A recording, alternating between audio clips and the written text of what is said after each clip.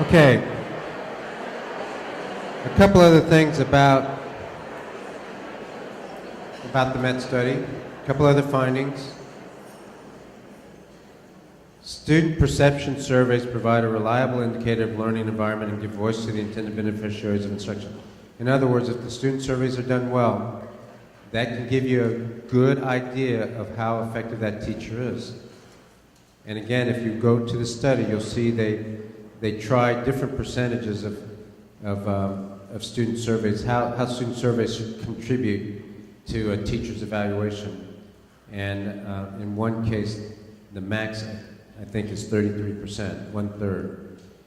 And it can be less than that, but certainly student voice, student perception is something that should contribute to an evaluation.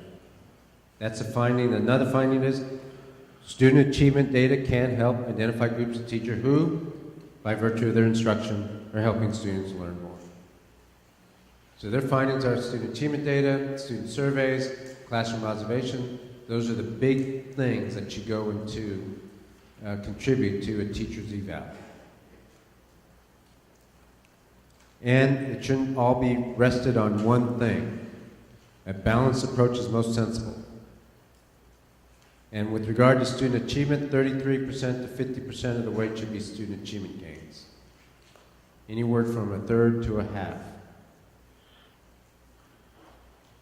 And according to the research, there's very little difference between those two. Let's talk about our proposed evaluation system. You've got to start with the effective evaluation system by determining what the purpose is. So an effective evaluation system should first assess teachers fairly, accurately, and rigorously. That's the first thing. And that means assessing a teacher's ability to deliver high-quality instruction and their ability to raise student achievement. The second purpose is to equitably distribute highly effective and well-qualified teachers across the district. I think I told this audience before, we're not going to force teachers to go somewhere, but we will incentivize teachers to move so that the most effective teachers teach the least proficient kids. That's something we want out of this evaluation system. Number 3, an evaluation system should be used, and we talked about this morning, to help coach, support, and develop teachers. Evaluation should give information so people can grow, and that we can use that data to target our professional development. Number 4, we should have an evaluation system that raises expectations for teaching and increases accountability. We've got to stop being afraid of that word accountability, and we have to stop having systems that don't have any accountability at all. And nobody wants to put this on a slide, but I will, because I'm the person who wants to guide this change, and that is, just like the Met study says, we need to remove teachers who are not effective. And we've got to be purposeful about that. We can't just rely on horse trading or retirement. How many times have you heard your colleagues say, oh, you know, they're 2 years away from retirement. If I can just hold on 2 years, you know? Or, you know, at the end of the year, oh, this person is a good teacher, just not a good fit for our team, so would you take them? How many times have you heard that? In our profession, we hear it a lot. We've got to stop doing that and be purposeful about it. Support career pathways for teachers. Teachers deserve to have a career pathway where they don't have to leave in order to have a decent lifestyle. Now, nobody's going to get rich in education, that's for sure, but they shouldn't have to leave because they can't make their mortgage payments. We got to give them a fair, serious wage and then expect serious performance. And we should develop them so that it's not just teacher from day 1 to day 10, but it's a master teacher, it's an instructional coach, it's a pathway to where they can stay in the classroom and still advance. and then we need to compensate them for what we value most.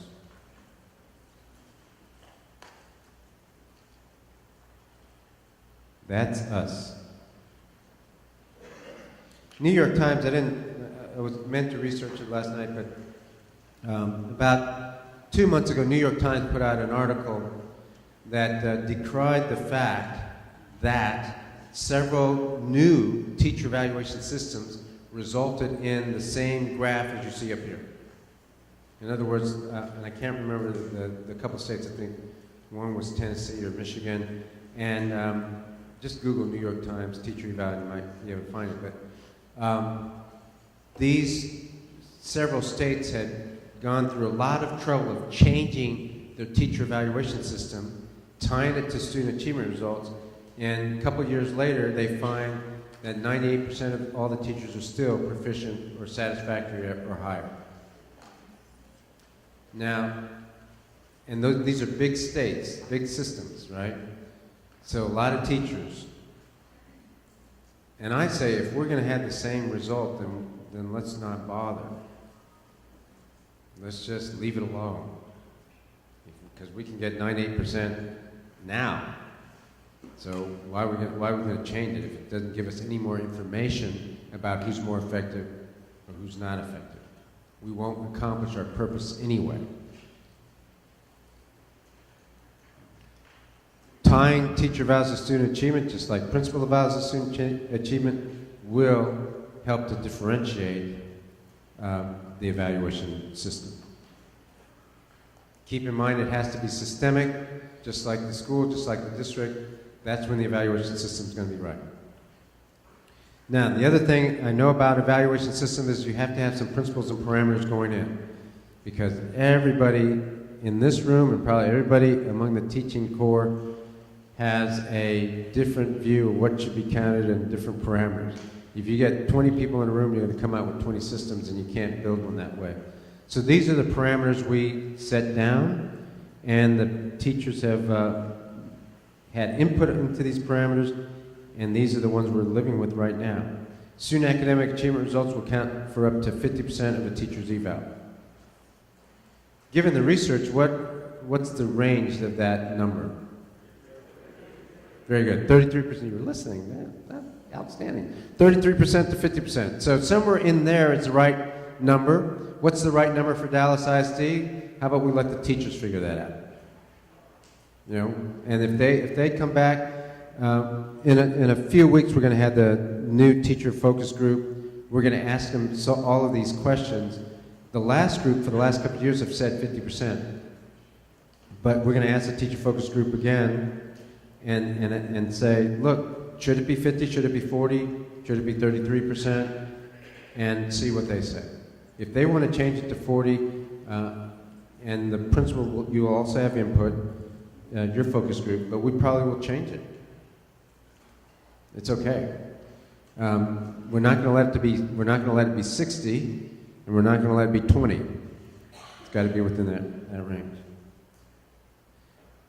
The DSD plan must focus on results. Whoever said about the film clip, it's about outcome. Ours has to be about outcomes. Okay? It can't just be that they look like a teacher.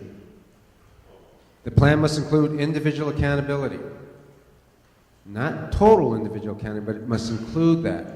In other words, there are some evaluation systems where all the fourth grade teachers get the same achievement score.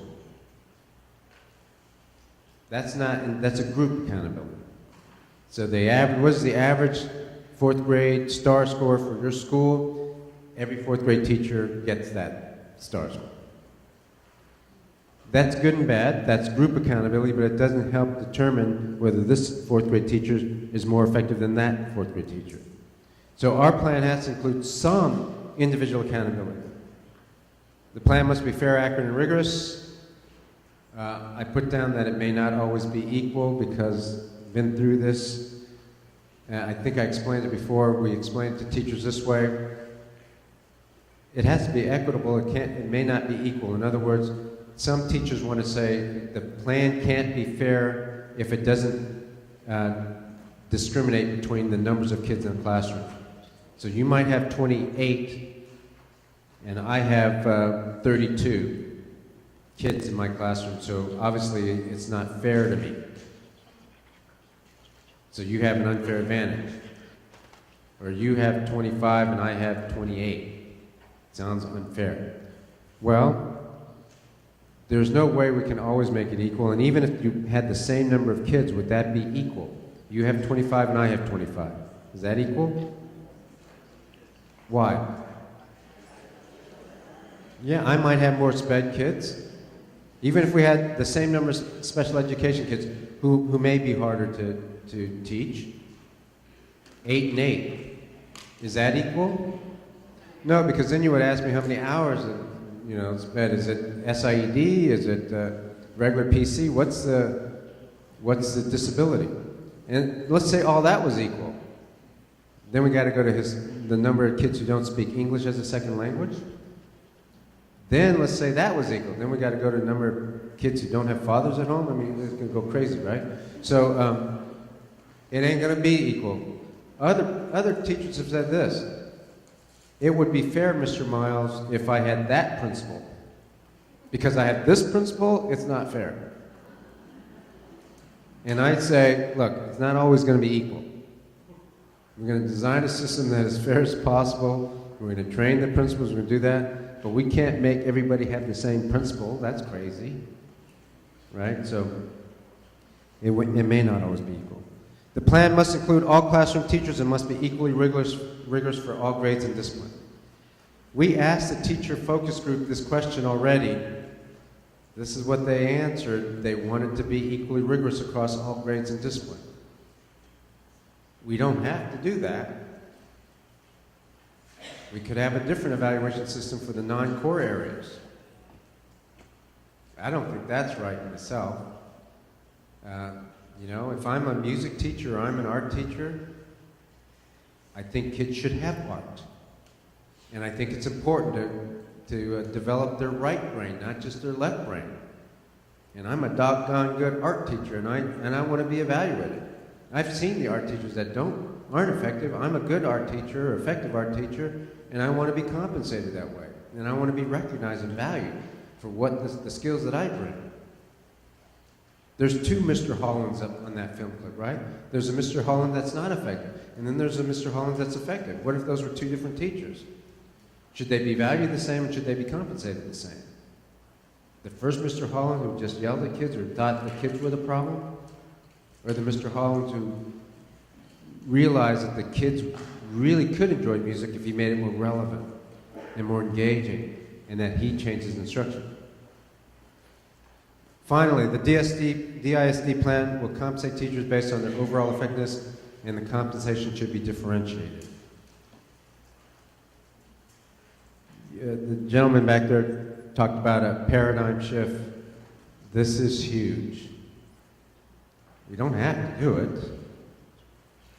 The research says we should do it. You read it this morning, but we don't have to.